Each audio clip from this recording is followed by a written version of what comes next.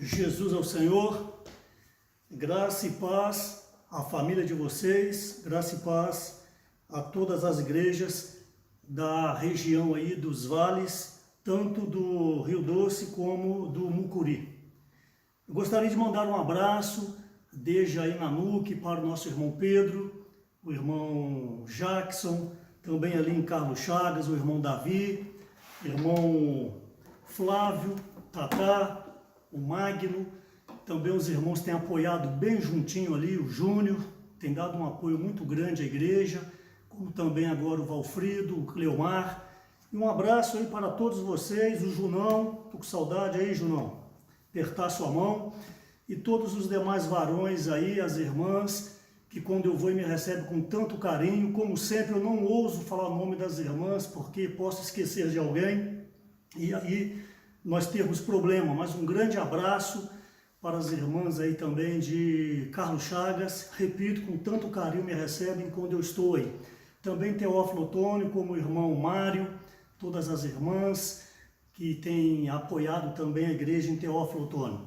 Ali no Vale do Rio Doce, nós temos ali a cidade de Governador Valadares, mando um abraço também para o Ricardo, o Marcel, o Joselito, o Ângelo, Tarcisão, abraço Tarcísio, também os irmãos que sempre de uma maneira ou outra cooperam, como o Marco, como o Sandi, o Rogério, o Hernani e o Adriano, o John e todos os demais irmãos, que são vários, e também as irmãs. Valadares é uma igreja que sempre me recebeu também com muito carinho, até porque sempre cedia as conferências, então ali eles têm um encargo de também estar recebendo os irmãos e aquilo que for necessário para a microrregião. Então boa noite a todos vocês, como eu disse, que a graça de Deus alcance a família de vocês e a saúde de vocês.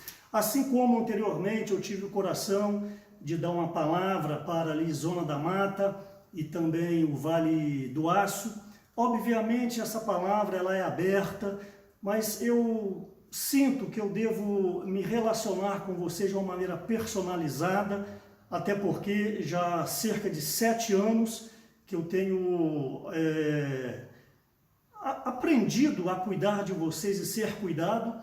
Fora Manhuaçu eu já conheço os irmãos ali desde 2007, e eu não me canso de falar que foi a primeira missão que o Reinaldo deu para mim, foi ali por volta de 2006, antes de 2007, 2006, foi a primeira missão que o Reinaldinho passou para mim, para aquela microrregião. Na época eu fui para Alto Jequitibá, também passei Alto Caparaó, Manhumirim e Manhuaçu. Então um abraço a todos vocês, mas essa palavra, essa oportunidade eu dedico aí ao Vale do Rio Doce e também do Mucuri, que vocês possam absorver o encargo e praticar na localidade de vocês. Eu sempre procuro trazer o encargo do que os irmãos têm falado, mas eu tento trazer de uma maneira aplicativa para nós não ficarmos talvez com uma visão, apenas a visão macro, mas também na localidade, não que a palavra falada ela não alcança, mas nós que estamos mais perto, às vezes nós sabemos de alguns detalhes, alguma necessidade a mais, então o sabor dessa palavra tão somente é fazer chegar um pouquinho mais cozinhada com respeito à localidade, no caso a microrregião, ok? Nós não podemos perder o falar profético, o falar apostólico, a linha mestra que está sendo dada para nós. Desde sábado nós fomos bastante ajudados com respeito à palavra da reconciliação, o irmão Esdras passou, foi a parte 6, se não me engano, e hoje pela manhã o irmão Pedro falou com respeito a vencedores. Nós precisamos viver a vida da igreja para ser um vencedor. Vale lembrar que a vida da igreja não tem um fim em si mesma. A igreja, é bom vocês, irmãos novos, vocês que se converteram há pouco tempo, ou se ingressaram propriamente dito na igreja há pouco tempo, é bom vocês ganharem esses princípios da palavra. A igreja não tem um fim em si mesma. A igreja é apenas o meio que vai nos conduzir ao reino. Obviamente, ninguém consegue entrar no reino sem passar pela igreja. Por isso que o viver da igreja é essencial, ele é totalmente necessário para que você possa adentrar o reino de Deus. Não adianta você querer o reino sem querer viver a vida da igreja. Neste momento de isolamento social, nós não estamos podendo estar reunindo presencialmente. Por um lado, por prudência, nós temos que cuidar de nós mesmos, é o que a palavra diz, e também por obediência, tanto às autoridades, governadores, prefeitos e também orientação dos nossos irmãos.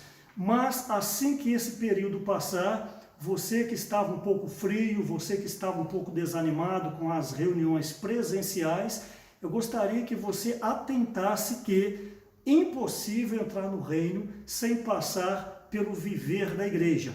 A igreja não é um templo, a igreja não é um amontoado de tijolos, a igreja não é uma catedral com uma cruz em cima, antes a igreja somos nós.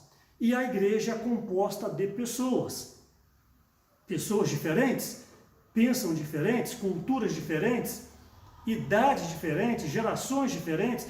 É aí que está o segredo, é aí que está a majestade, é aí que está o senhorio do nosso Deus. É por meio do viver da igreja que nós, então, temos que aprender a nos relacionar. O item mais difícil do viver da igreja, meus amados irmãos, é o relacionamento. Enquanto eu falo aqui, você vai vendo a sua pessoa, você vai vendo as suas atitudes, as suas ações. É bem verdade que a grande maioria não gosta de se relacionar. Por isso não são poucos que trocam as reuniões ou vai em reunião de tempo em tempo, não tem aquele encargo pelas reuniões, por dois motivos. Primeiro, falta-lhe visão. Segundo, não gosta de se relacionar.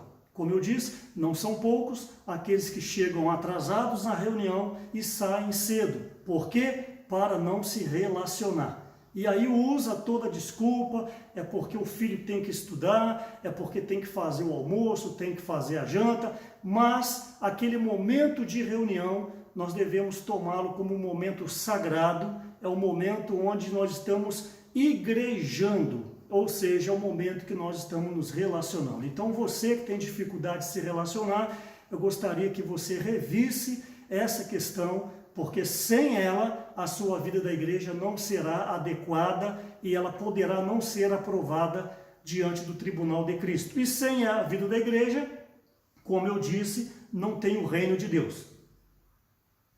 Então, o mais breve possível que essa questão de isolamento passar, que nós possamos então amar as reuniões. Hoje mesmo um irmão me ligou, até mesmo assim com lágrimas, dizendo que estava com muita saudade das reuniões, e é isso aí mesmo. Eu creio que o Senhor está permitindo, eu não estou dizendo que o Senhor enviou essa questão da pandemia, mas eu penso que Deus permite, que nada acontece sem a permissão do Senhor. Eu penso que isso é uma permissão para que nós valorizemos mais a vida da igreja. Não como uma religião, não como você apenas ir ao local de reuniões, ouvir talvez uma boa palavra, uma bela palavra, colocar sua biblinha na sua mochilinha e vai embora achar que já fez o dever de casa. Não, a vida da igreja começa dentro da sua casa. A vida da igreja, você que é casado, é com seu marido, é com a sua esposa, é com seus filhos. A vida da igreja é o resultado do seu viver familiar. Você não pode ter um viver familiar em um grau espiritual e quando está no local de reuniões, um outro grau espiritual. Com todo respeito, isso se chama hipocrisia. Isso aí é mentir contra o Espírito Santo. Isso é mentir contra você mesmo. Nós precisamos ser genuínos em casa, ser leitores da palavra, ser pessoas que estudem a Bíblia, pessoas que tenham ânimo pela palavra de Deus, pessoas que façam da leitura um dever diário. E não apenas a leitura, mas o desfrute, tocar em Cristo, ver Deus, respirar Deus, sentir Deus falando com você por meio da leitura. Eu temo que muitos não tenham essa experiência. Por isso o desespero da palavra falada pelos irmãos Pedro, Esdras, Miguel, o desespero para que nós achemos o caminho das pedras. Ao ler a Bíblia, ver Deus. Ao ler a Bíblia, tocar em Deus. E também por meio da oração, por meio dos compartilhares. Então, uma pessoa dessa, quando vai para o local de reunião, é uma maravilha, é uma festa. Por quê? Porque cada um leva uma porção. Cada um tem algo a apresentar. Cada um tem um Cristo a ser exibido. Essa é a genuína vida da igreja. Não é simplesmente você ir para o local de reunião. Você não ir ao local já é, com todo respeito, um pecado grave. E se você vai e não exercita o seu espírito, assemelha-se aos irmãos que não vão ao local de reunião com frequência. Então você vê que é algo muito profundo. Deus quer todo o nosso ser consagrado a Ele. Então, essa introdução é para te encorajar, essa introdução é para você se arrepender, essa introdução é para você primeiramente reconciliar-se com o nosso Deus. Foi a palavra de de sábado à noite. Mas para ter uma reconciliação, necessariamente precisa de um arrependimento, mas para ter o arrependimento você precisa ter visão. E a visão, repito, é por meio da leitura da palavra, é por meio da oração, é por meio do compartilhar. Se você não gosta de se relacionar, se você pouco lê a Bíblia, se você pouco ora, como que você vai se arrepender? Então você poderá estar indo em um caminho, achando que esse caminho está correto, mas no final este caminho vai levar você para a morte, porque você não vai conseguir achar o Cristo ressurreto por meio deste caminho. Só há um caminho. Sim, o Senhor é o caminho, a verdade e a vida, mas só há um caminho, é o viver genuíno da igreja. Então nessa noite eu quero que você se arrependa, eu preciso me arrepender, nós precisamos amar mais a vida da igreja, ok? Então Nanuque, Carlos Chagas, Teófilo Otônio, Governador Valadares, vocês precisam valorizar mais a vida da igreja, valorizar mais os irmãos que Deus deu para vocês, valorizar mais a liderança que Deus deu para vocês, valorizar mais aquela irmã do seu grupo familiar que você está torcendo para ela mudar de bairro, para ela ir para o outro grupo familiar, mas sem ela você não será aperfeiçoado, sem ela você não será aperfeiçoada. Então vamos agradecer os irmãos que estão no nosso grupo familiar. Ok, então eu falei eu acho que foi segunda-feira, eu não me lembro se foi domingo ou segunda, eu falei com respeito à questão do sacerdócio e a realeza, ruminei um pouco mais aquilo que o Pedro Dong falou no domingo retrasado. E obviamente eu não vou hoje fazer uma revisão disso, porque senão eu não desenvolvo o pequeno encargo que eu anotei aqui. Mas eu gostaria de lembrá-los com respeito a um ponto crucial para que essa igreja que eu estou falando seja vivida, um ponto crucial que precisa estar claro para nós. O nosso Senhor Jesus, como Filho unigênito de Deus, nós vimos ali a palavra grega monogenes, que quer dizer, que está ali em João 3,16, que Deus amou o mundo de tal maneira que deu o seu Filho unigênito. Essa palavra unigênito no grego é monogenes, que quer dizer o único, que quer dizer não nascido no tempo. Então esse Jesus unigênito do Pai, que é o Espírito que estava nele, que entrou em Maria em Mateus 1,18, esse Jesus então teve um viver humano nessa terra elevado, o corpo nascido de Maria, nós vimos sobre isso. Ele viveu então uma vida como um homem, mas sem pecado, 100% sem pecado. Então, durante o seu viver nessa terra, ele glorificou o Pai. Então, ele foi à cruz, porque a ida à cruz era o mandamento, a comissão, o encargo de Deus Pai para com ele, porque ele precisaria vir derramar o sangue em favor de toda a humanidade, até porque precisaria cumprir a lei de Hebreus capítulo 9, versículo 22, que sem derramamento de sangue não haveria remissão de pecados. Então, como que ele derrama um sangue se ele era o Espírito Santo? Daí então que você precisa entender que ele precisou se encarnar. Está em João 1,14, e o verbo se fez carne e habitou entre nós. Então, para nascer como homem, ele precisava de um vaso, ele precisava de um canal, ele precisava de um meio, falando aqui com todo respeito, e eu espero que você me entenda. Esse vaso, esse canal, esse meio, foi a pessoa de Maria.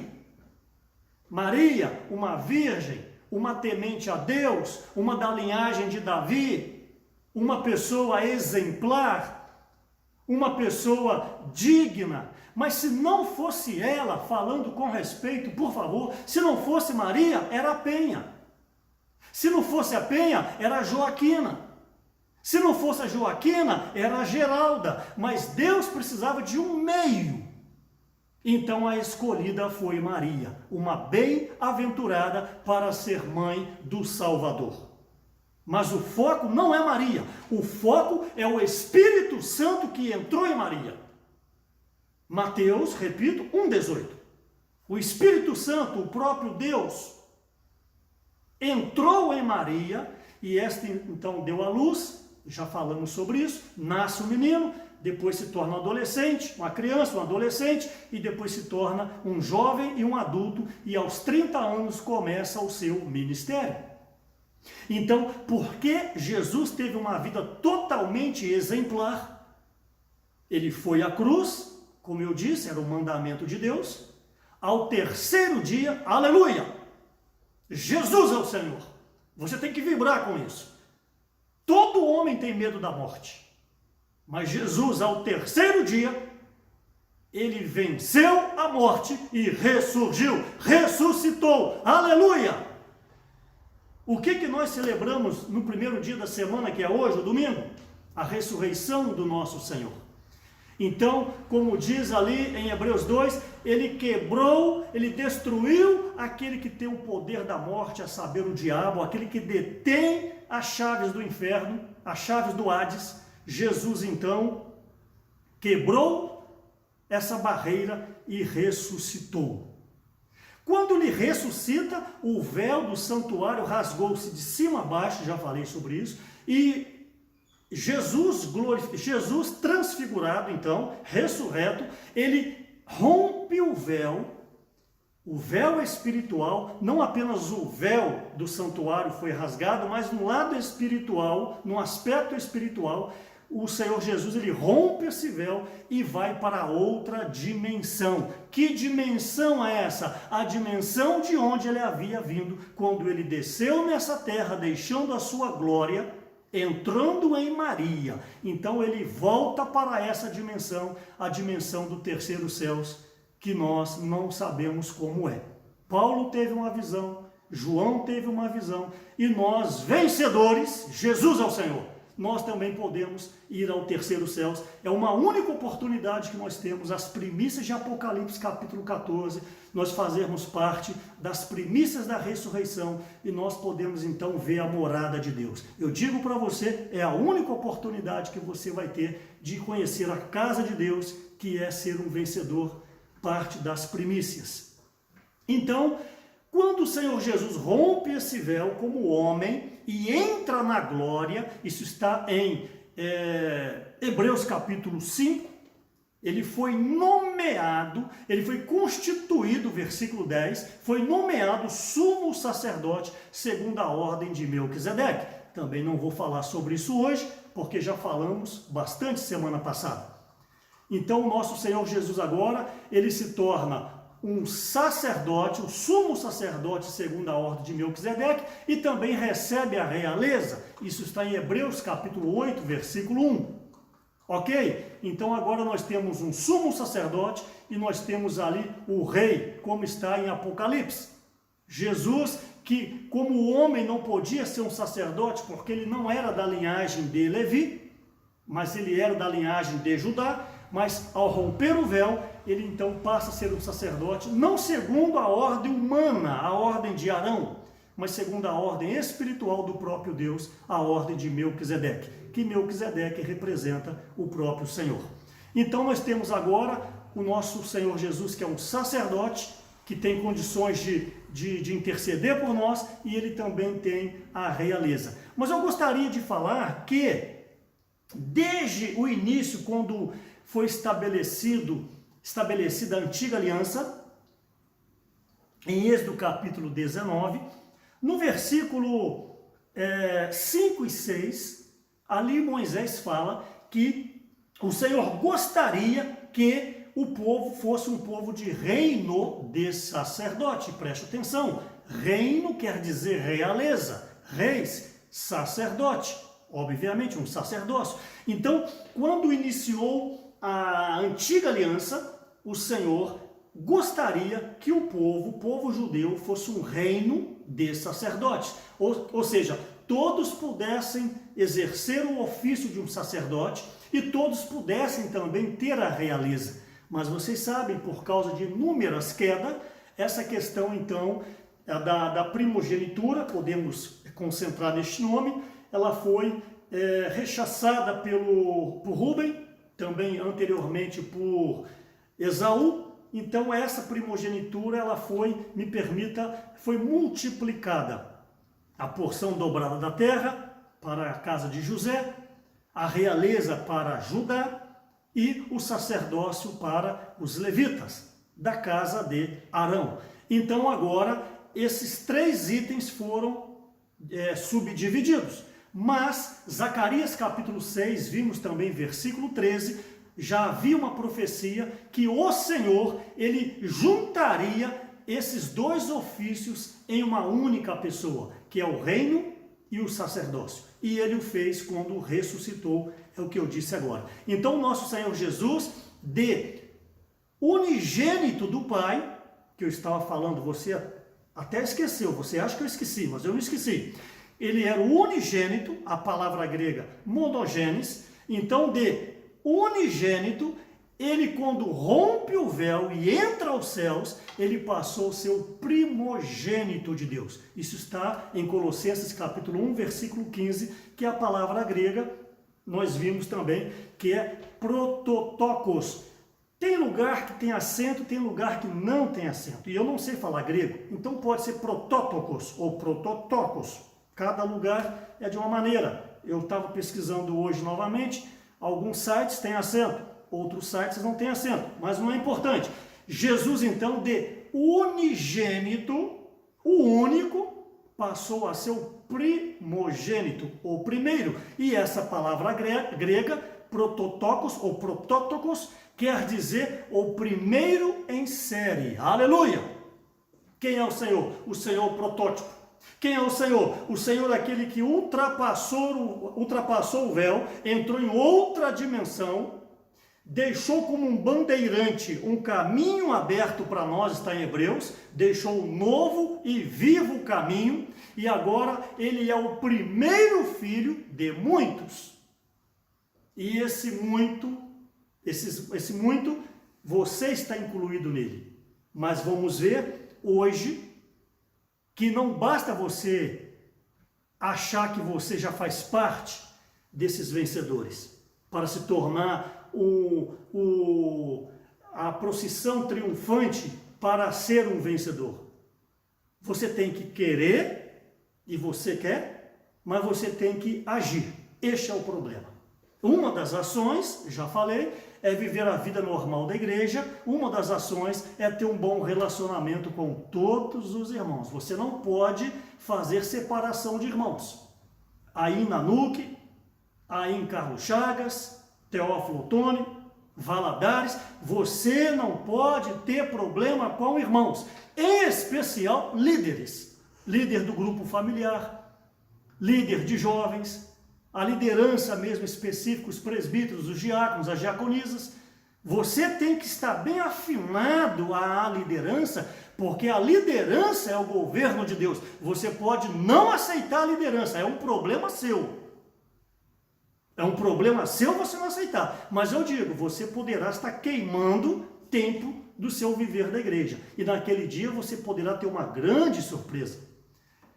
Já falei várias vezes, você não foi chamado para concordar. Isso não quer dizer que você não possa dar a sua sugestão, desde que a sua sugestão passe pela cruz. Desde que a sua sugestão passe pelo altar. Desde que você esteja preparado para que, se a sua sugestão for recusada, você não guardar mágoa no coração. Você, minha irmã, gosta de falar muito. Tudo você sabe. Tudo você dá a sua opinião. Tudo você faz comentário dos irmãos. Cuidado com a sua língua. Você poderá estar pecando, fazendo coisas para Deus e sendo reprovada. Tem que ser mais humilde. Tem que ser mais esvaziada. Tem que honrar os irmãos que estão à frente. A liderança da igreja são os varões, os homens, sexo masculino. Você tem que se submeter à direção que os irmãos estão dando para você. Então não seja uma irmã problema na igreja. Não seja uma irmã, quando alguém citar o seu nome, torce o nariz. Mas seja uma irmã e quando alguém cita o seu nome, tem alegria no rosto das pessoas de citar o seu nome. Por quê? Porque você é prestativa. Por quê? Porque você é de oração. Por quê? Porque você se relaciona com todos. Por quê? Porque você apoia. Então eu quero encorajar você a ser uma irmã que ora mais, uma irmã que coopera mais, mas seja alinhada à liderança da igreja. Então, desde o início deste povo, desde o início desse ministério da antiga aliança, como eu já falei, que só haveria uma aliança se tivesse um povo. Então não houve uma aliança em Abraão, não houve uma aliança em Isaac, não houve uma aliança em Jacó, quando ele desceu com a sua casa para o Egito com 75 pessoas, depois de cerca de 430 anos, já eram cerca de 2 milhões de pessoas. Então Deus, por intermédio de Moisés então liberta o povo por meio do Mar Vermelho, passando pelo Mar Vermelho a pé, a seco. Então agora Deus estabelece uma aliança, porque agora tem um povo, e o ministério é para um povo, o ministério não é para um indivíduo, o ministério não é para uma família. Então agora em Êxodo capítulo 19, versículos 5 e 6, Deus fala então que ele gostaria que este povo fosse um reino de sacerdote. Mas, repetindo, o povo caiu, várias vezes em pecado, Deus então envia o seu próprio filho. Então eu estou revisando para você entender que essa questão de sacerdócio, desde o passado o Senhor desejava. Por isso que em Cristo, agora temos o verdadeiro sumo sacerdote e a realeza. Alguns, antes de oficialmente ser estabelecida a questão do sacerdócio, alguns já exerciam algo para adoração e sacrifício a Deus. Como, por exemplo, Noé, quando terminou o dilúvio, em Gênesis capítulo 8. O próprio Davi teve também algumas aparições com respeito a essas questões. Salomão também. Elias também sacrificou ali num evento os profetas de Baal. Vocês se recordam bem? E o próprio Jó, capítulo 1, que ele oferecia também a Deus pelos pecados dele e dos seus filhos. Mas depois, quando veio mesmo a questão da lei, os estabelecimentos, Deus então, por meio de Moisés, fala que esse ofício seria para os levitas, em especial a casa de Arão. Todos os levitas, a tribo de Levi, não teria herança nessa terra. A herança deles era o Senhor. E quem que mantinha essa tribo? Os dízimos das demais tribos. Todas as tribos tinham que dizimar, e o valor desse dízimo era para manter a tribo de Levi, porque eles não poderiam trabalhar em nada deste século, porque eles tinham que dedicar-se 100% para a obra do Senhor. Eu fui chamado para servir ao Senhor de tempo integral em 2005. Já tem 15 anos. Não tenho tempo.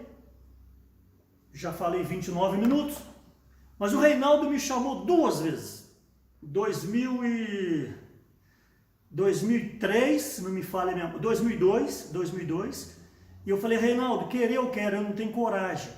Trabalhava com medicamento, representante comercial, graças ao bom Deus tinha o meu dinheirinho mensal, tinha talão de cheque, tinha 2 carros, tinha motocicleta, tinha uma boa casa em Cachoeiro Itapemirim, e eu não aceitei. E o Reinaldo, quem conheceu o Reinaldo não força a barra.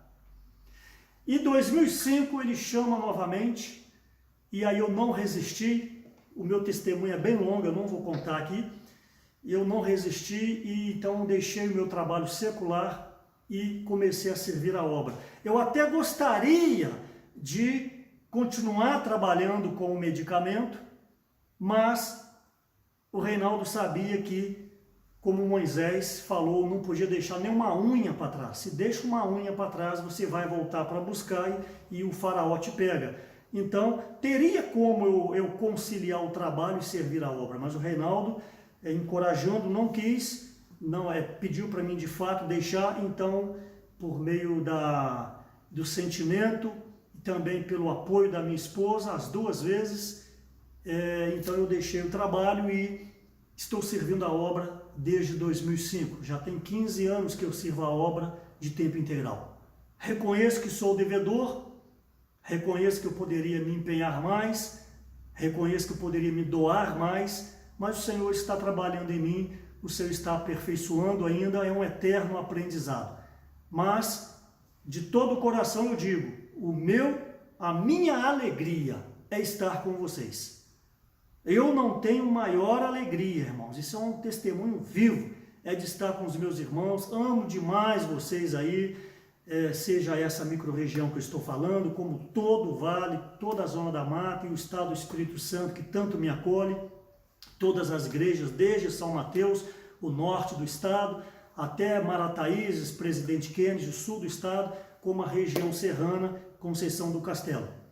Morei em Cachoeiro muitos anos, servi na igreja junto com os meus amados irmãos ali, Eduardo, irmão Alexandre, os irmãos mais da antiga, depois veio o Fernando, o Messias, o Pereira, o Gessé, o Rodrigo, mas desde ali, 1992, quando eu comecei a conhecer a igreja, conheci o Senhor, que é uma igreja também que eu tenho muito carinho por ela. E sem falar as demais igrejas, que todas me recebem muito bem. Então, meu coração está servindo a vocês. Então, o levita, ele não poderia ter um trabalho secular.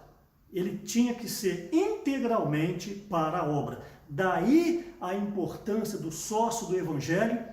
Quando você oferta para o sócio do Evangelho, você está cooperando com os irmãos que servem a obra, você está cooperando com obreiros, você está cooperando com comportores, você está cooperando com a propagação do Evangelho.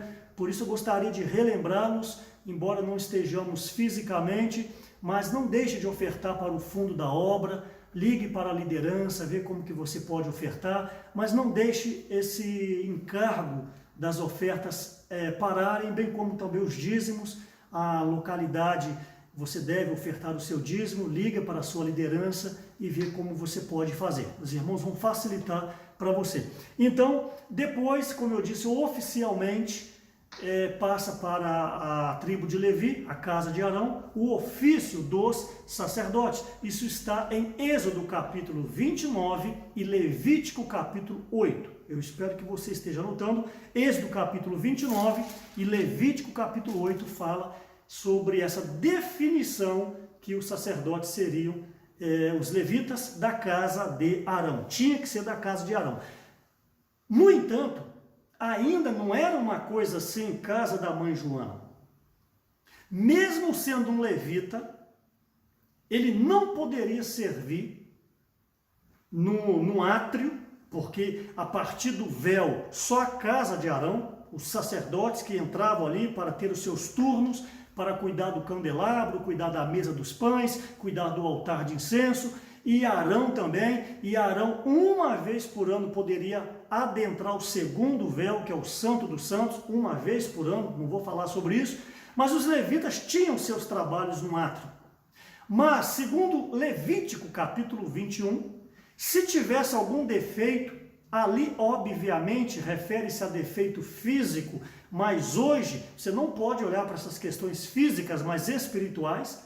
Levítico 21 fala, não poderia ser cego, não poderia ter impinge, não poderia ser anão, não poderia ser corcunda.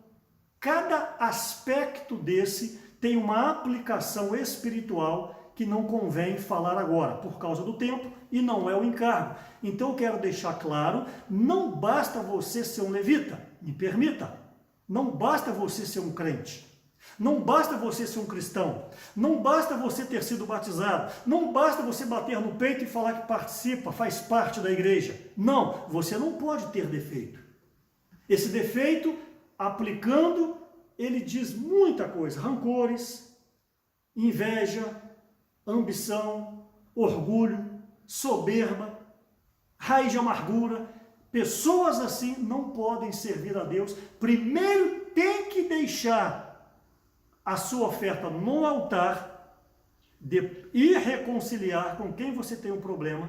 Volta e você poderia então oferecer ao Senhor. Primeiro não vem a oferta, primeiro vem a pessoa. Isso está claro em Gênesis capítulo 4, a questão de Caim e Abel.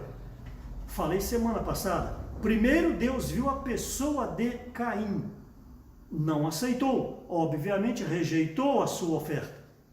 Deus primeiro viu Abel, Deus aceitou. Como consequência, aceitou a sua oferta. Então, não fica aí cuidando de criança, com todo respeito, não fica aí ficando em recepção, não fica aí tocando um belo violão, uma bela guitarra, uma bela bateria, um belo saxofone, um belo violino. Eu não conheço mais instrumentos musicais. Não fique aí dando um showzinho à parte, com problema com liderança. Você está perdendo tempo. Não fica aí com problema com liderança, quando marca um aperfeiçoamento você não vai, não gosta de ler livro, não é um com que os profetas, os apóstolos estão falando, e chega no local de reunião, coloca a mão no serviço. Aí o coordenador ou o presbítero vai te ajudar, você não aceita. O que é isso? Orgulho. O que é isso? É ser um corcunda, é ser um cego, é ser um anão, é ter impinge.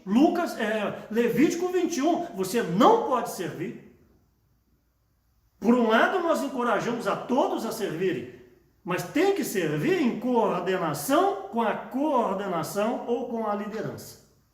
Então eu quero te ajudar para você parar de perder tempo. Se você não é um com a liderança, saia do serviço. Mas melhor do que sair é você se reconciliar. Palavra do Esdras, sábado à noite. Você quer ser um vencedor? Palavra do Pedro hoje. Terminou a palavra. Com respeito a Sião, com respeito ao Salmo 110, com respeito ao Salmo 2. Então, não tem para onde fugir. A igreja é o lugar para tratar com você. É melhor você jogar a toalha. Senhor, não tenho para onde ir. Para que iremos se só tu tens as palavras da vida eterna? Só a igreja tem a palavra do reino. Só a igreja aponta para você o caminho do reino. Só a igreja dá para você a visão macro da economia de Deus. Só a igreja dá a visão micro da economia de Deus. Por meio do livro de João 14, 15, 16, 17 e por meio de todo o livro de Hebreus. Então, esse sacerdote, ele era da casa de Arão, no caso, um levita. Eu gostaria então agora de tatear um pouco mais os deveres de um sacerdote. Eu gostaria de deixar claro para você que, espero que você me entenda, sacerdote ainda é uma palavra, a palavra do Antigo Testamento. Eu não estou dizendo que não existe a sua aplicação, mas sacerdote é uma palavra do Antigo Testamento, tanto é que, fora o Antigo Testamento, você só vai achar na Bíblia a palavra sacerdote no livro de os 4 evangelhos, no livro de Atos e Apocalipse. Por quê? Fora o Antigo Testamento. Porque os 4 evangelhos e Atos ainda era uma transição do Antigo Testamento, a Antiga Aliança, para a Nova Aliança, para o Novo Testamento. Ainda era uma transição. Quando Jesus viveu na época dos sacerdotes. Quando Paulo se converte e tem ali todo o livro de Atos, havia ainda ali o viver judaico, as sinagogas. Então, obviamente, tinham sacerdotes. É tratado também em Hebreus, fazendo menção de Jesus como sumo sacerdote segundo a ordem de Melquisedeque. E é tratado em Apocalipse, porque fazendo menção desse sacerdócio eterno do Senhor Jesus. Está claro isso? Mas nas epístolas mesmo, fora Atos, os Evangelhos, Hebreus e Apocalipse, nas epístolas mesmo, você não vê ali, pelo menos eu não vi, se eu cometer algum equívoco, você me perdoa. Mas não há essa questão do sacerdote. Mas há a questão do ministro. Você, por outro lado, não vai achar a palavra ministro facilmente nos evangelhos. Você acha em duas oportunidades. João 18:36 e Lucas 1:22. João 18:36, Jesus, em outras palavras, fala: se o meu mundo fosse dessa terra, que ele não é, Deus enviaria, não me recordo como que está escrito lá, ministros, olha a palavra ministros, e não deixaria que ele fosse crucificado. Esses ministros são os próprios anjos. E Lucas 1:2, onde ele faz uma narrativa, porque Lucas não viveu num tempo de Jesus, Lucas então fez uma narrativa e fala para Teófilo que os ministros da palavra, então fazendo uma menção do Novo Testamento e não do Antigo Testamento. Então, o ministro hoje, por isso que o tema geral da conferência é o ministro da Nova Aliança, o ministro, ele está no lugar do sacerdote. Mais ou menos, só para você entender, ok? Então, pois bem, se você pega o apóstolo Paulo, por exemplo, Paulo foi feito ministro. Se você abrir a sua Bíblia, por favor, Atos 26, Atos capítulo 26, ó Senhor Jesus, falei 40 minutos, Atos 26, versículo 16, diz o seguinte: o Senhor falando, mas levanta-te e firma-te sobre teus pés, porque por isso te apareci para te constituir ministro e testemunha. E aí o versículo segue. Então, Paulo foi constituído um ministro. Isso também está em Efésios 3, 7 e 8. Por favor, você pode anotar.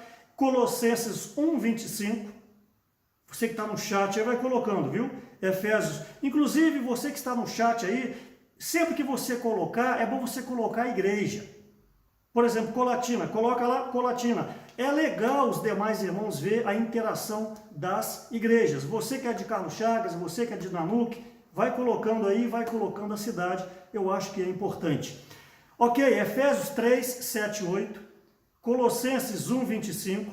Atos nós lemos agora 26, 16. E também Romanos capítulo 15, versículo 8. Então você vê que no Novo Testamento, nas epístolas, você não vê a questão do sacerdote, você vê a questão do ministro. Então quem é você? O ministro. Então, pegando na palavra do Antigo Testamento para trazer para o Novo Testamento, qual a principal função de um sacerdote? Repito, bem didaticamente, Antigo Testamento, sacerdote, Novo Testamento, ministro, se equivalem, ok? Qual a principal função de um sacerdote? É ser um representante, um mediador. Falei semana passada, o sacerdote leva o homem a Deus. Rei traz Deus até o homem. Então a principal função de um sacerdote é o mediador. Por exemplo, Mateus capítulo 8, versículo 4, Mateus 8, 4 e Levítico 5, 15 e 16. Esse Mateus 8, 4 foi sobre a cura de um leproso. O Senhor cura o leproso O leproso então chega alegre e tal, Jesus fala o seguinte: vai, apresenta-te ao sacerdote. Eu gostaria que vocês atentassem para isso.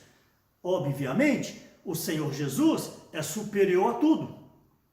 Mas como homem, espero que você me entenda, quem era a liderança do judaísmo, da sinagoga, ali, de uma maneira bem prática? O sacerdote. Não era Jesus. Então, quando o leproso voltou curado, o Senhor falou o seguinte: por causa da lei de Levítico, o Senhor falou: vai, procura-te o sacerdote. Era para quê? Era para ele procurar a liderança, me permita aplicar, a liderança da igreja.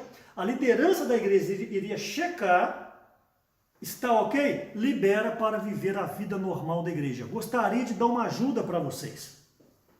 Obviamente, penso eu que não tem isso hoje, como houve num passado recente. Se tem alguém rebelde contra a igreja, se tem alguém que causou dano para a igreja, se tem alguém que denegriu famílias na igreja, lideranças nacionais, locais, e esse alguém parou de reunir, e esse alguém agora deseja voltar a reunir, e você é muito amigo dessa pessoa. Aí então você chama essa pessoa para a sua casa, você não é um líder, você chama essa pessoa para o grupo familiar, e daqui a pouco essa pessoa vai se infiltrando. Eu quero dizer, você está agindo errado. Se essa pessoa que pecou deseja voltar a reunir, e você é muito amigo dela, e ela já entrou em contato com você, seja sábio. Você vai falar o seguinte: meu amigo, você deseja voltar mesmo? Você se arrependeu? Arrependi. Então vai, abro aspas, ao sacerdote. Vai à liderança da igreja.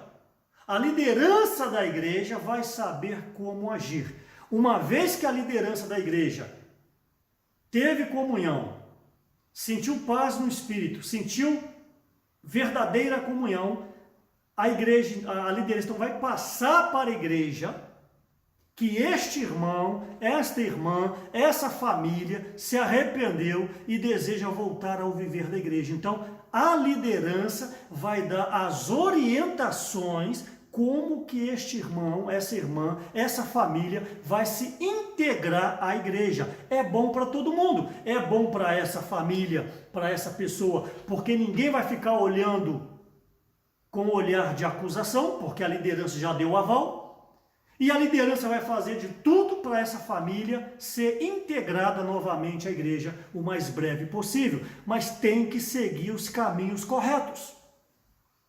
Não adianta você, porque é amigo, é amiga, tentar ajudar, você poderá prejudicar. Então veja esse princípio do Senhor Jesus. O leproso voltou todo alegre, fui curado. Jesus, calma. Procura a liderança, procura o sacerdote e ele te dirá o que fazer. Amém? Então eu espero que você aplique isso na sua localidade. Então o primeiro item é a função principal de um sacerdote é ser um mediador. Mateus 8, versículo 4, Levítico 15, versículo 5 a 6. Esses sacerdotes também tinham as suas responsabilidades. Às vezes é muito fácil você falar de uma liderança.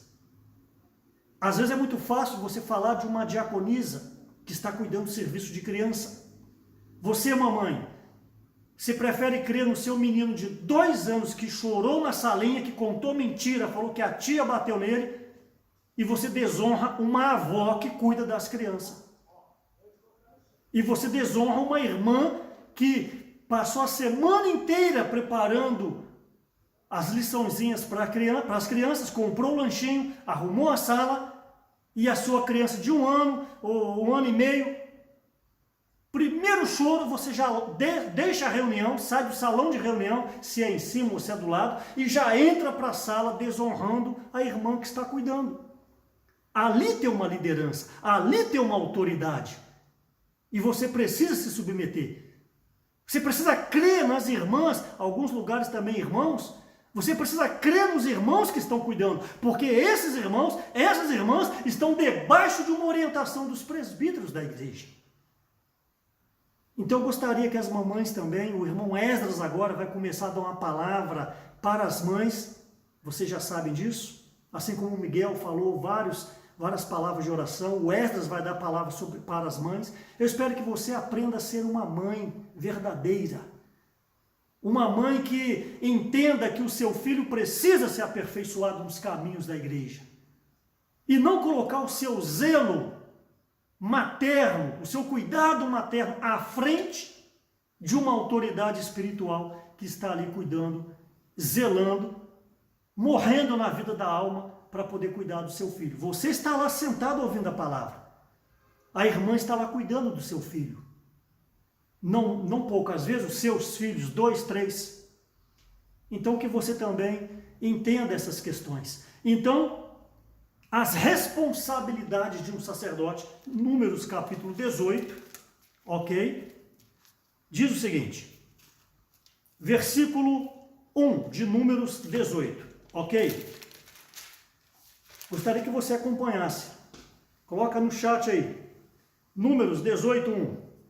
Disse o Senhor a Arão, tu e teus filhos, e a casa de teu pai, contigo levarei sobre vós a iniquidade relativamente ao santuário, tu e teus filhos contigo levarei sobre vós a iniquidade relativamente ao vosso sacerdócio. Então, ser líder não é fácil. Aqui está dizendo que todo problema que houvesse no santuário e no ofício do sacerdócio, quem pagaria a conta? Arão e seus filhos. Então eu gostaria, em nome de Jesus, agora que você abrisse os seus ouvidos. Você aí em Nanuque, você aí em Carlos Chagas, você aí em Teófilo Otoni, você aí em Governador Valadares. Abra os seus ouvidos. Todo problema, todo BO, boletim de ocorrência, todo problema que houvesse dentro do santuário e no ofício do sacerdócio, a conta iria para Arão e os seus filhos, que eram 4, 2 morreram e ficaram 2. Então, daí que você precisa entender por que a liderança precisa estar a par de tudo. Um presbítero, segundo Atos capítulo 20, versículo 28, ele é um supervisor. Um presbítero é aquele que tem uma visão de cima, ele precisa saber de todas as áreas da igreja, mas você, por não entender, por não ler Bíblia, por não conhecer a palavra, por ser um de dura serviço, fala, mas tudo os irmãos têm que saber? Sim. Números 18, versículo 1. Como está o andamento de um serviço de criança? Como está a construção? Às vezes a sua localidade está tendo uma reforma. Como está a questão financeira?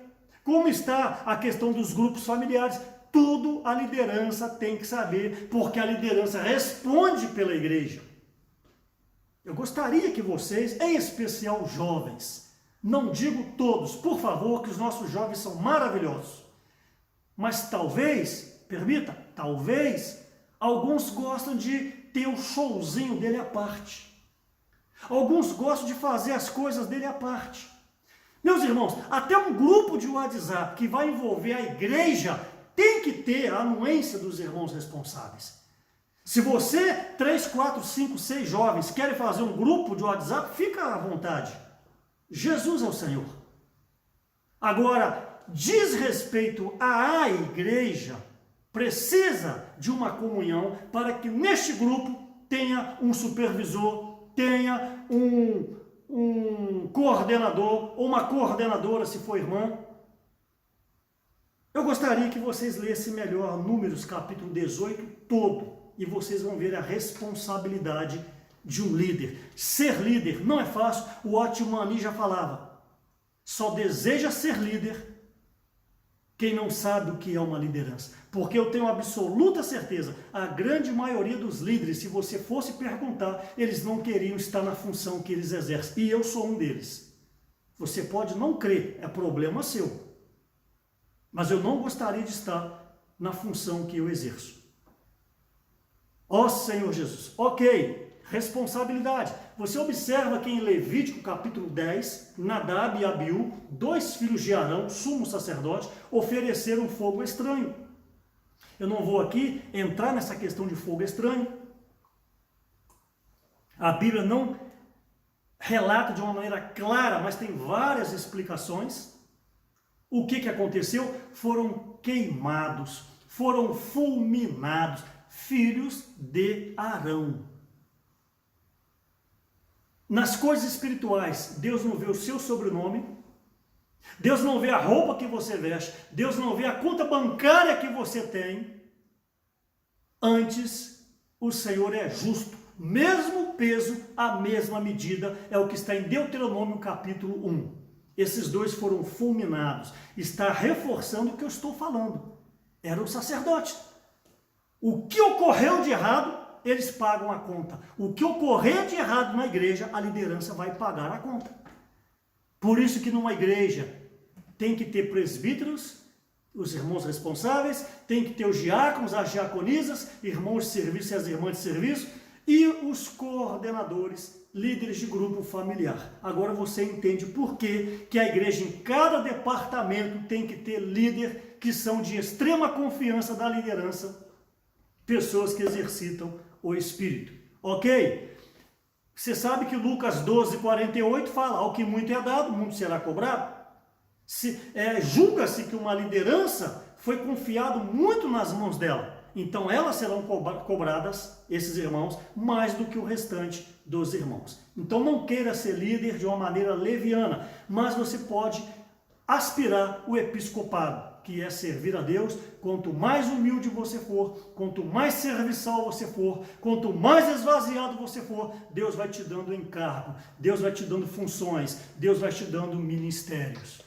Então, almejar o episcopado é algo santo, é algo louvável, mas não ambicione ser líder, isso já toma uma outra extremidade e não agrada ao Senhor. Então, nós vemos que em Lucas 12:48, ao que muito é dado, muito será cobrado. E eu gosto muito de João capítulo 15, versículo 22, que diz o seguinte, João capítulo 15, versículo 22, preste atenção. Se eu não viera, Jesus falando, nem lhes houvera falado, pecado não teriam. Mas agora não tem desculpa do seu pecado. Então o Senhor está falando, se eu não tivesse vindo, se eu não tivesse pregado para vocês, vocês não seriam cobrados. Mas agora, porque eu estou falando com vocês, o Senhor Jesus fala, eu vou cobrar vocês. Então, por isso que a igreja é um lugar de aperfeiçoamento. Olha quanta enxurrada de palavra, meus amados irmãos, nós estamos tendo. Olha, segunda-feira, se não me falha a memória, eu falei. Terça-feira, quase todas as igrejas têm dado palavra. Aí tem os grupos familiares na quarta-feira, que vocês vão ver no livro. Quinta-feira, um obreiro tem dado a palavra. Inclusive, o obreiro dá a palavra segunda e quinta. Nós vamos dar a palavra agora só quinta. Então, segunda, agora, amanhã, não tem palavra. Nós vamos centralizar só na quinta. Quinta-feira, o obreiro dá a palavra. Sexta-feira, a palavra ministerial na sua igreja. Sábado, o irmão Esdras. Domingo, Pedro. Domingo, agora eu estou falando. Olha quantas informações vocês têm. Eu pergunto, o que isso tem mudado a sua vida? João 15, 22. Você não pode dizer que você não sabe. Você não pode dizer que você não sabia. Você está sabendo. Então Deus vai te cobrar. Ok? Então nós vemos que essa função primordial de um sacerdote, que é ser o mediador, e eu mostrei as responsabilidades que ele tem. Ok? As funções secundárias de um sacerdote. Lembra? Sacerdote, ministro. As funções secundárias, diga-se de passagem, não menos importantes. Não menos importantes. Função secundária, ensinar a lei. Anota, por favor, Levítico 10, de 10 a 11. Deuteronômio 33, 10. Segundo Reis 17, de 27 a 28. Então, função secundária de um sacerdote, não menos importante, ensinar a lei. Também ele lidava com a jurisprudência. Você que é advogado, você entende muito bem isso. Você que é promotor, como Marco aí em Valadares. O sacerdote também entrava nessa área. Deuteronômio capítulo 21, versículo 5. Deuteronômio 21, versículo 5, e também, de uma maneira bem geral, Levítico 13 e Levítico 14, ali ele tinha que também cuidar e zelar e orientar com respeito à saúde. Fala da lepra, tal, ele dá muitos detalhes, o sacerdote tinha que ter um conhecimento de pele para poder ver se era lepra, se era muito grave, se não era. É um capítulo até difícil de ler, Levítico, capítulo 13 e capítulo 14. Então, eu falei do sacerdote, das suas funções práticas, primordiais e também das suas funções secundárias. E com respeito à realeza, as funções de um rei, está em Deuteronômio capítulo 17. Eu não vou deter muito, mas eu gostaria de, antes de tocar, ler com vocês Romanos capítulo 5, versículo 17. Falei do sacerdote, agora estou falando da realeza, porque o Senhor se tornou um sacerdote real, um sacerdócio, sumo sacerdote, também com a realeza. Deuteronômio 17, mas eu vou ler agora Romanos 5, Deuteronômio 17 fala sobre as funções de um rei, os deveres de um rei. Mas Romanos 5, nós estudamos isso em 1995, isso está fresco na minha memória ainda. Romanos capítulo 5, versículo 17 diz: se pela ofensa de um e por meio de um só, reinou a morte, muito mais os que recebem a abundância da graça e o dom da justiça reinarão em vida. E o versículo continua. Tema da conferência de 1995, Romanos, reinando em vida. Era o tema geral. Então aqui você vê, reinarão em vida. Então, Deuteronômio capítulo 17 fala das atribuições de um rei. Estou fazendo ligação à realeza. Por favor, versículo 15. Diz o seguinte: estabelecerás com efeito sobre ti como rei aquele que o Senhor teu Deus escolher, homem estranho que não seja dentre os teus irmãos, não estabelecerá sobre ti, e sim um dentre eles. Então o primeiro item, tinha que ser um homem que Deus escolhesse. Não podia ser rei, alguém fora do povo. Então, primeiro item que eu gostaria de falar. Você como um sacerdócio real, está em 1 Pedro capítulo 2, versículos 5 a 9. 1 Pedro 2, 5 a 9. Você como um sacerdócio real, sacerdócio na questão de função, mas diz respeito ao ministro da nova aliança. Então você como um ministro da nova aliança, você tem que ser alguém íntimo de Deus. Para ser rei, não podia ser alguém estranho, mas tinha que ser alguém íntimo de Deus. Então, qual é o grau da sua intimidade com o Senhor, eu te pergunto? Meus irmãos, nessa noite eu quero te induzir a ler a palavra, induzir a comer a palavra, induzir a beber a palavra. Só tem intimidade com Deus quem lê a palavra. Não adianta você ser só de oração. Eu não vou entrar em detalhes aqui, o iletrado que de fato não sabe ler. Mas se você é só de oração, você pode ser um espiritual sem a base da palavra. E por outro lado, não basta você só ler a palavra se não é de oração, porque você vai ganhar a letra, mas não tem a oração, que é o falar de Deus. Então, eu quero te encorajar nessa noite para ser íntimo de Deus, para poder reinar em vida com a realeza que o Senhor Jesus te deu. Você precisa ser alguém íntimo, alguém perto, alguém dentre o povo, alguém que vive a vida da igreja. Fora isso, você é alguém de fora, pode ter capacidade, pode ter eloquência, pode ter sobrenome, pode ter cursos, pode ser doutor, mas falta ali a intimidade com Deus, e a intimidade com Deus vai levá-lo a ter intimidade com a igreja, em especial com a liderança da igreja. Se você não se bica com a liderança da igreja, você não poderá reinar em vida. Sempre vai lhe faltar algo. Deuteronômio 17, versículo 16, não multiplicar, o rei não podia multiplicar para si cavalos e nem voltar para o Egito. Isso tem muita aplicação no Antigo Testamento. Mas passando para o Novo Testamento, é você não querer a segurança no mundo. Cavalos, na época, era sinal de um poderio militar muito grande. E voltar para o Egito é fazer aliança com o mundo. Então, para ser alguém que reina em vida, você não pode depositar no mundo a sua confiança, buscar a segurança no mundo. Deixa as reuniões para trabalhar final de semana, trabalhar feriado por causa de uma nota de 100, por causa de R$1.000, porque você quer ver a poupança gorda. Para olhar para ela, agora o meu celeiro está cheio, a minha alma pode se fartar. Louco, esta noite pedirão a tua alma. Então, um rei não poderia voltar ao Egito, nem multiplicar para si cavalos. Versículo 17 de Deuteronômio 17.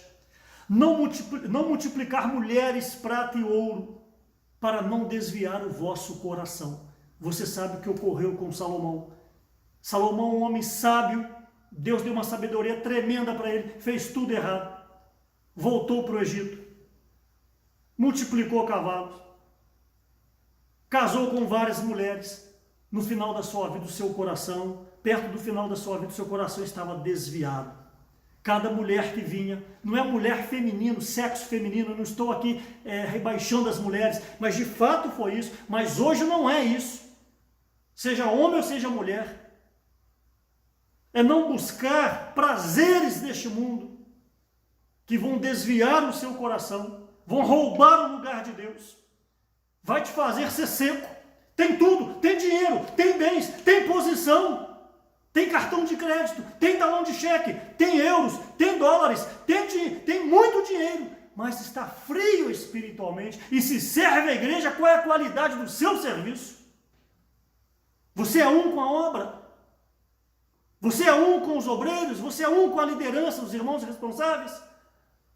Ou você quer fazer o seu showzinho? Você quer mostrar que você é o melhor na igreja, mas não se bica com a obra, não se bica com a liderança da igreja? Qual é o seu serviço, meu amado irmão? Que você seja mais humilde, mais esvaziado, porque deste é o reino dos céus. Versículo 18. Ter um traslado da lei, o rei tinha que ter a Bíblia, me permita aplicar, e não só ter como ler, versículo 19, para aprender a temer o Senhor. Não é ter medo, temer é reverência, temer é respeito. Então, para ser um rei, tem que ler Deuteronômio 17. Para ser um rei hoje, reinar em vida, você tem que aplicar essas questões hoje no Novo Testamento. E o versículo 20 do capítulo 17 de Deuteronômio: não se elevar sobre seus irmãos. Você que está servindo a igreja, você que é um obreiro, temos aí o Joselito, temos aí o Flávio, no Espírito Santo temos o Célio, temos o Clidenor, o Jean, o Marcelo, temos vários obreiros na região 6, louvado seja Deus. Temos os cooperadores. Se você está numa função dessa, cuidado para não elevar o seu coração, achar que você é o melhor. Ser um obreiro não quer dizer que é melhor do que o outro irmão. Um obreiro tão somente foi chamado para servir as igrejas, mas se ele não exerce a função de um obreiro, ele não é um obreiro de fato. Ele pode ter a nomenclatura obreiro. Por isso eu quero encorajar todos os obreiros a se dedicarem à igreja, às igrejas, se consagrarem em favor das igrejas, amarem as igrejas, pensar na igreja, sonhar nas igrejas, apacentar as igrejas. Essa é a comissão. Lembra, ao que muito é dado, muito será cobrado. Então, para ser um rei, tinha que ter uma regra de Deuteronômio 17. E hoje só reina em vida, como Romanos 5 mostrou, se você tiver esses princípios. Passando para o final, eu quero lembrar de Eclesiastes 11:9. Deus vai pedir contas de todo o nosso viver. Eclesiastes 11:9. Deus vai te pedir contas. Chegando para o final, o Pedro ainda falou sobre isso hoje. Tudo isso é para quê? Quando o seu entra-o-véu se torna um sumo sacerdote e toma a realeza, a majestade, Hebreus 8:1. Tudo isso é para que a igreja seja edificada, mas a igreja edificada, eu disse no início, ainda não é o fim. Através da igreja edificada é que Cristo vai encabeçar todas as coisas. Cristo vai encabeçar todas as coisas, esse é o propósito de se tornar um homem. Ele vai encabeçar tudo por meio da igreja. E a igreja é você. Então, se você não se santificar, se você não se edificar, se você não cooperar com todas essas palavras que eu estou falando, a igreja não será edificada e Cristo não poderá encabeçar todas as coisas. Mas o tempo está passando, com você ou sem você. Isso vai acontecer. Então é melhor você e eu nos ajustarmos à palavra de Deus, abrir mão da vida da alma, do ego, do que você pensa, o que você acha. Então Cristo vai encabeçar todas as coisas. Efésios 1:9 fala, convergir nele, versículo 10 também, convergir nele todas as coisas. Efésios 1:22, e Deus o deu à igreja. Então Cristo, para que por meio da igreja ele possa encabeçar todas as coisas. E esse viver da igreja é um viver de bordar as vestes. Pedro falou hoje de manhã, Salmo 45. Você creu, foi batizado, é um salvo, é um filho de Deus, ótimo. Mas, para você reinar, as suas vestes precisam ser bordadas. Salmo capítulo 45, você pode ler depois o versículo 13 e 14. E bordar as vestes não é fácil. Eu li a semana do alimento diário, eu não estou com ele em mãos aqui, a semana 3 que vai entrar amanhã, já li, fiz um pequeno comentário, passei no grupo de labor de Vila Velha. Ali vocês vão ver, acho que no sábado, fala que Deus permite tribulação na sua vida, dificuldade na sua vida, para te moldar. Às vezes tem algum ocorrido na sua vida que você não entende. Creia, Deus está usando isso para te dar a salvação eterna e a entrada no reino eterno do Senhor. Não recuse as tribulações. O nome já fala, tribulação não é fácil. É fácil você pregar, mas quando ela vem na sua vida, você se desespera. Mas tome posse dessa palavra nessa noite. Por meio dessa tribulação, Deus quer fazer de você um vencedor. Deus quer fazer de você uma vencedora. Creia na palavra, não creia no que eu estou dizendo. Essa semana vocês vão desfrutar sobre isso. Então, as nossas vestes precisam ser bordadas. Se não tiver veste bordada, a salvação inicial não é capaz de permitir que você entre no reino. Isso está em Mateus 22:11. O Senhor Jesus, o rei, entrou na sala das bodas. Quando ele olhou, ele viu que tinha alguém que não tinha as vestes nupciais. Pegou essa pessoa, amarrou de pés e mãos e jogou no ranger de dentes. Então, ser salvo é uma coisa, porque você creu, porque você foi batizado, porque você invoca o nome do Senhor. Parabéns, é isso aí mesmo. Mas não para por aí. Agora vem o desenvolvimento da salvação. Filipenses 2:12, desenvolvei a vossa salvação. 1 Pedro 9, Lucas 21:19, e etc, etc, etc. O que é isso? A vida da igreja. Eu temo que muitos de vocês pararam no estágio da salvação. Estão em casa, relaxados. Tem reunião, vai naquela que quer, chega atrasado, partir do pão 9 da manhã, você chega 9h33, perdeu o louvor, perdeu a oração, perdeu a comunhão, perdeu o abraço. Aí você chega friamente, toca no pão, toca no cálice, com todo respeito, sem realidade. Se a reunião é 9, você tem que chegar 9:15. Para quê? Cooperar, abrir uma janela, catar o papel do chão, catar o copo do chão, ligar o ventilador, aquecer o espírito, oferecer o Cristo que você desfrutou durante a semana. Isso é uma vida da igreja normal. Mas e você que só chega atrasado na reunião? Toda reunião já sabe quem vai chegar atrasado. Toda reunião, a fulana vai chegar atrasada, aquela família vai chegar atrasada, vai sentar atrás do local de reunião, à esquerda ou à direita. Os irmãos estão pedindo, por favor, chegue para frente, e você é birrento. Lá atrás, quase nas trevas exteriores, o que é isso? Coração duro. Sim, fica chateado comigo, o problema é seu. Eu estou aqui como um ministro falando que o problema é seu. Você tem que aprender a ser mais humilde. O seu pescoço, a sua cerviz é muito dura. Teve alguém com a cerviz dura que Deus teve que tocar na sua coxa. Esse alguém foi Jacó e se tornou um coxo o resto da vida. Não seja alguém lembrado como alguém que Deus teve que tocar para quebrar a dureza do seu coração.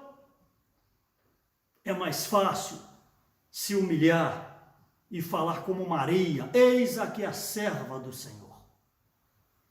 Seja como aquele centurião: Senhor, uma só palavra sua.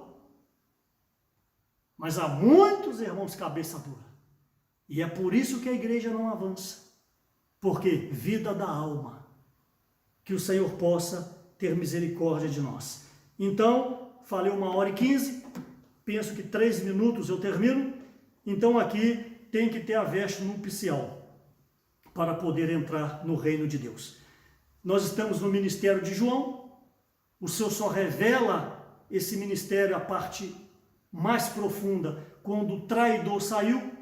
João 13, ficaram 11, e para os 11 o Senhor então falou do plano macroeconômico, que nós lutemos para fazer parte desses 11, como Pedro falou hoje, que sejamos Sião.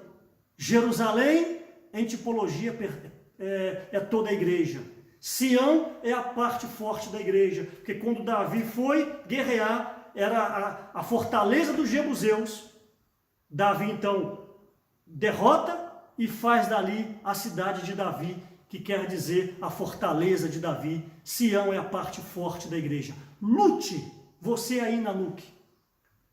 Não importa o número de irmãos, viu, Jackson? Viu, Pedro? Viu, irmãs e os demais irmãos? Não importa o número de irmãos, sejam Sião em Nanuque. Seja Sião em Carlos Chagas, em Teófilo Otônio e também Governador Valadares. Sião é a parte forte. E nós precisamos de ter muita empatia se quisermos ter o ministério da reconciliação, como 2 Coríntios fala para nós. E para finalizar, eu quero tocar em um versículo de Lucas 10. Eu estou parado em Lucas há muito tempo desfrutando. E vocês conhecem a parábola de Lucas 10 sobre o bom samaritano. Sobre ali que um homem, a partir do versículo 25, um homem, ele pergunta ao Senhor o que devia fazer para ser salvo, entrar no reino. O Senhor falou o seguinte: ama o teu próximo. Aí ele perguntou: quem é o meu próximo? Aí vem a parábola a partir do versículo 30. O Senhor começa a dizer que um homem descia de Jerusalém para Jericó. Não fala quem é esse homem. Só que este homem foi pego pelos salteadores, pelos ladrões. Os ladrões o roubaram e bateram muito nele e jogaram ele na estrada semi-morto. A palavra diz que passou um sacerdote, olha bem, que era alguém que deveria ajudar, passou um sacerdote. Quando o sacerdote viu o homem caído, passou de canto, foi embora. Daqui a pouco vem o levita, passa também, vê o rapaz, passa de canto, vai embora e não ajuda. Aí vem um samaritano e ajuda essa pessoa.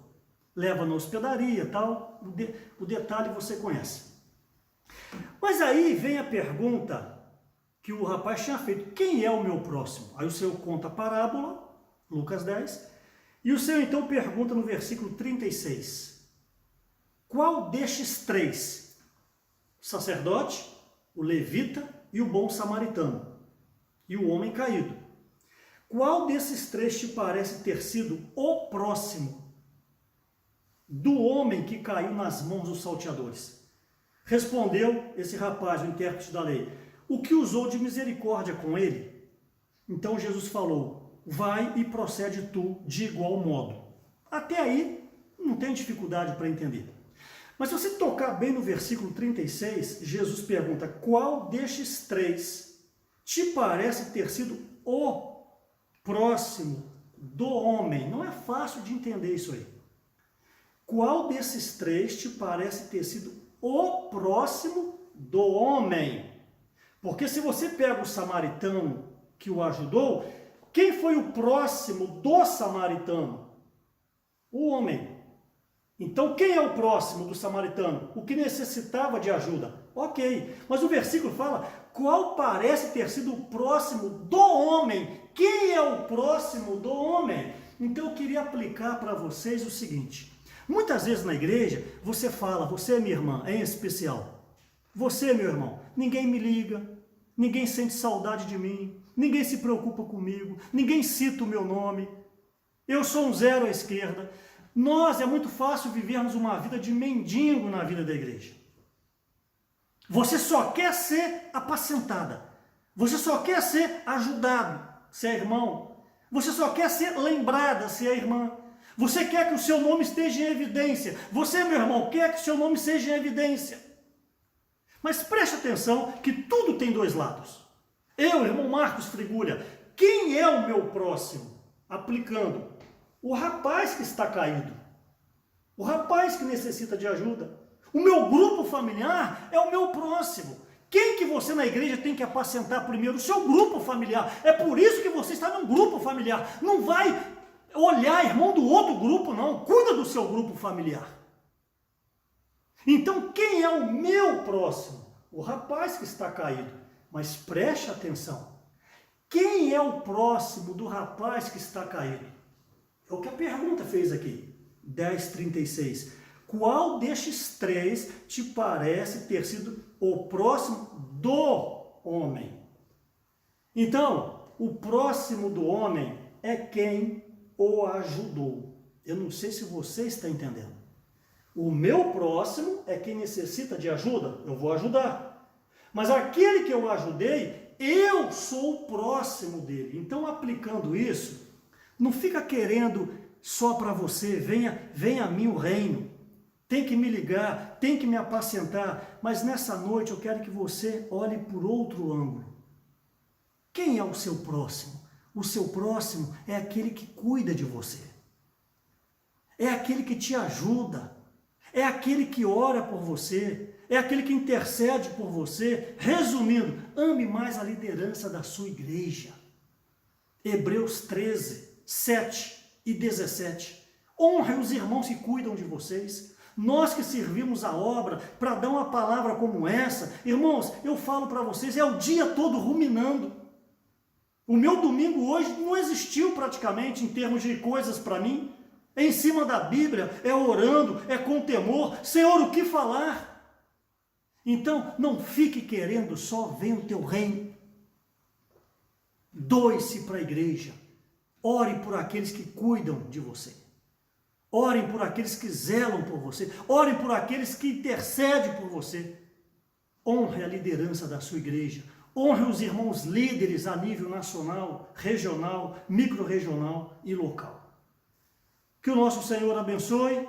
Me perdoe hoje foi a mensagem mais longa que eu falei, 1h23, me parece. Se sintam abraçados. Em breve, em nome de Jesus, estaremos juntos. As igrejas não podem parar, as igrejas precisam avançar. Senhor, em teu nome eu quero abençoar Nanuque, eu quero abençoar Carlos Chagas, eu quero abençoar Teófilo Otônio, quero abençoar Governador Valadares. Essas cidades têm aqueles que invocam o teu nome, essas cidades têm aqueles que dão testemunho da unidade.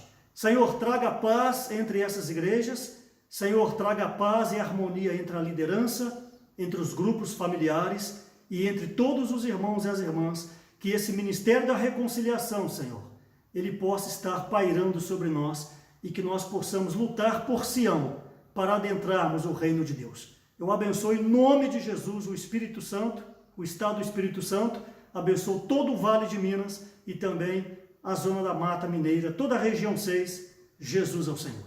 Irmãos, boa noite, para frente vamos.